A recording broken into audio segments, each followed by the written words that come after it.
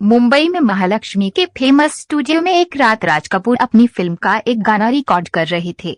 शंकर जयकिशन के संगीत निर्देशन में लता मंगेशकर माइक्रोफोन पर गा रही थी।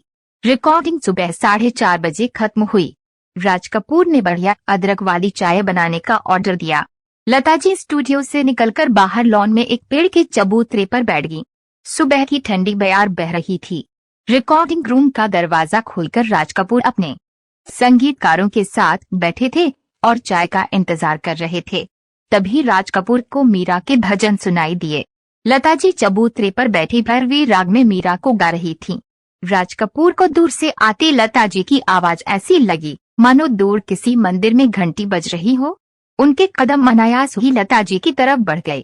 राज कपूर के ज़हन में फिल्म के सीन उभरने लगे, जैसे कोई हीरो पहाड़ी मंदिर से आ रही एक मधुर आवाज सुनकर उसके पीछे भागता चला जा रहा हो। नायक देखता है कि एक साधारण सी दिखने वाली लड़की इतना मधुर भजन गा रही है। राज कपूर ने उसी वक्त लता जी से कहा कि तुम्हारी मधुर आवाज में भजन सुनकर मुझे एक फिल्म का आइडिया आया है, तुम मेरी फिल्म में नायिका का रोल करोगी। लता जी ने हंसते हुए पूछा, आइडिया क्या है? राज कपूर ने कहा कि एक साधारण शक्ल सूरत वाली लड़की की असाधारण आवाज की कहानी होगी। आइडिया सुनने के बाद लता जी ने फिल्म में नायिका का रोल करने के लिए हाँ कह दिया। इसके बाद राज कपूर फिल्म चाहते रहो बनाने में जुट गए। उसी दौरान उन्होंने उस आइडिया पर भी काम शुरू कर दिया। फिल्म चाहते रहो पूरी होने के बाद राज कपूर नरगिस की जोड़ी टूट गई, क्योंकि नरगिस ने हमेशा के लिए राज कपूर और आरके स्टूडियो से खुद को अलग कर लिया। नरगिस के जाने के बाद राज कपूर के पास कोई हीरोइन नहीं थी। उन्होंने लता मंगेशकर को लेकर बनने वाली फिल्म की स्क्रिप्ट पर काम शुरू कर दिया, लेकिन लता जी अपनी रिकॉर्डिंग और शो में बहुत व्यस्त होगी। उन्होंने राज कपूर की फिल्म में अभिनय करने से मना कर दिया। राज कपूर ने भी उस आइडिया को ठंडे बस्ते में डाल दिया। कई साल बीत गए। राज कपूर ने एक बार फिर उस आइडिया पर स्क्रिप्ट तैयार कराई और उस फिल्म के हीरो के लिए राजेश खन्ना को साइन करने का फैसला कर लिया। यह 70 के दशक की बात है, जब अमिताभ बच्चन के स्टारडम का सूरज चमक रहा था और राजेश खन्ना की फिल्में लगातार फ्लॉप हो रही थीं। फ्लॉप की वजह कोई गलत कहानियों का चुनाव नहीं था, बल्कि राजेश खन्ना की रोमांटिक छवि पर अमिताभ बच्चन का एंग्री यंग मैन का किरदार भारी पड़ रहा था। प्रेम कहानी की जगह लोगों को अमिताभ बच्चन का एक्शन पसंद आ रहा था। दूसरी वजह यह थी कि स्टारडम ने राजेश खन्ना को इतना जिद्दी और अभिमानी बना दिया था कि वह प्रोड्यूसरों को सालों साल इंतजार कराने लगे। अपने को एक तर्ज के साथ भी उनका व्यवहार सही नहीं रहता था। बड़े बड़े प्रोड्यूसर अब उनसे कन्नी काटने लगे थे। फ्लॉप हो रही फिल्मों के बीच राज कपूर का ऑफर राजेश खन्ना के लिए तपती धूप में बारिश बनकर आया। आरके बैनर की फिल्म में काम करना प्रतिष्ठा की बात होती थी। राजेश खन्ना को लगा कि ये फिल्म उनके गिरते करियर के लिए मजबूत सहारा बन सकती है, इसलिए उन्होंने तुरंत हाँ कर दी। उस फिल्म की हीरोइन के लिए हेमा मालिनी को सिलेक्ट किया गया।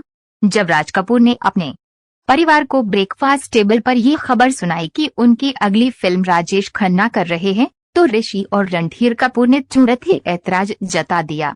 रणधीर को इस बात का गुस्सा था कि राजेश खन्ना अपने सेट पर राज कपूर का मजाक उड़ाते थे। उनको नकली चार्ली चैपलिन कहा करते थे।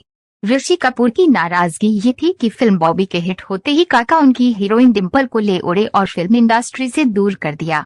उनकी परेशानी ये थी कि उस समय ऋषि कपूर की हम उम्र कोई हीरोइन इंडस्ट्री में नहीं थी जिसके साथ उनकी जोड़ी बन सके। उस वक्त की सारी हीरोइनें ऋषि कपूर से उम्र में बड़ी थीं। ऋषि कपूर ने एक बार कहा भी था कि मालूम नहीं क्यों उस दौरान इंडस्ट्री में काफी लोग काका से नाराज रहते थे। शम्मी कपूर ने भी काका का विरोध किया। वजह यह थी कि शक्ति सामंत की कश्मीर की कली और एन इवनिंग इन पेरिस जैसी फिल्में करने वाले शम्मी कपूर को राजेश खन्ना ने जबरदस्त चुनौती दी थी और शक्ति सामंत की अगली फिल्में आराधना, कट्टी पतंग और अमर प्रेम राजेश खन्ना ने अपनी झोली में कर ली थीं। इस तरह राज साहब को छोड़कर कपूर परिवार के सारे अभिनेता राजेश खन्ना से खफा हो गए। वे राज कपूर पर दबाव डालने लगे कि राजेश खन्ना को अपनी फिल्म से बाहर का रास्ता दिखाइए। राज कपूर दुविधा में पड़ गए। उन्होंने अपनी मजबूरी बताई कि ये रोल शम्मी कर नहीं सकता क्योंकि उसने अपना वजन बढ़ा लिया है। ऋषि अभी उस रोल के लिए छोटा है। डब्बू यानी रणधीर उस रोल में फिट नहीं होता। बचे शशि कपूर, तो उनके लिए राज साहब ने कहा कि शशि के पास डेट नहीं है। आजकल वो टैक्सी बन गया है, जो उसे पेमेंट कर देता है वह उसकी ही फिल्में करने लगता है। आखिर मेरे पास चॉइस क्या है? लेकिन कपूर परिवार अड़ गया। उन सब ने राज साहब से कहा कि हम कोई रास्ता निकाल लेंगे, पर आप पहले काका को फिल्म से बाहर का रास्ता दिखाइए। पशोपेश में फंसे राज कपूर को मजबूरी में ये कठोर फैसला लेना पड़ा और राजेश खन्ना की जगह उस फिल्म में शशि कपूर को कास्ट किया गया। उस फिल्म का नाम है सत्यम शिवम सुंदरम। सत्यम है स्वयं से संबंध, शिवम है कल्याण मूल्य यानी समाज से संबंध, सुंदरम है प्रकृति से संबंध। इसी दर्शन पर फिल्म की कहानी बुनी जाती है। जब हेमा मालिनी को पूरी स्क्रिप्ट सुनाई गई तो उन्होंने फिल्म में अर्धनग्न शॉट देने पर ऐतराज किया, लेकिन वह राज कपूर को सीधे बोल नहीं पाई।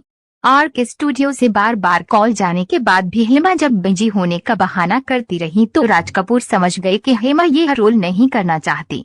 उसके बाद दूसरी हीरोइन की तलाश शुरू हुई। राज कपूर कुछ साल पहले देवानंद की फिल्म इश्क इश्क इश्क की पार्टी में गए थे। वहां देव साहब ने अपनी फिल्म की नई हीरोइन से परिचय कराया था। राज कपूर ने उस नई लड़की के हुस्न की काफी तारीफ की थी। हेमा मालिनी ने जब सत्यम शिवम सुंदरम में काम करने से मना कर दिया तब राज कपूर को उस लड़की को याद आई। वह लड़की सफेद साड़ी में ऑडिशन देने आरके स्टूडियो पहुंची। राज कपूर को उसका ऑडिशन पसंद आ गया। वह लड़की थी जीनत अमान। उसके बाद जीनत अमान को रूपा के रोल के लिए साइन किया गया।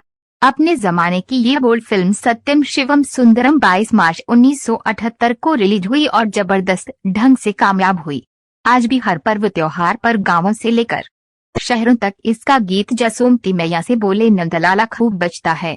राजेश खन्ना तौमरे इस बात के लिए अफसोस जाहिर करते रहे कि कामयाबी में अगर उनके पैर जमीन पर रहे होते तो एक अच्छी फिल्म उनके हाथ से नहीं निकलती।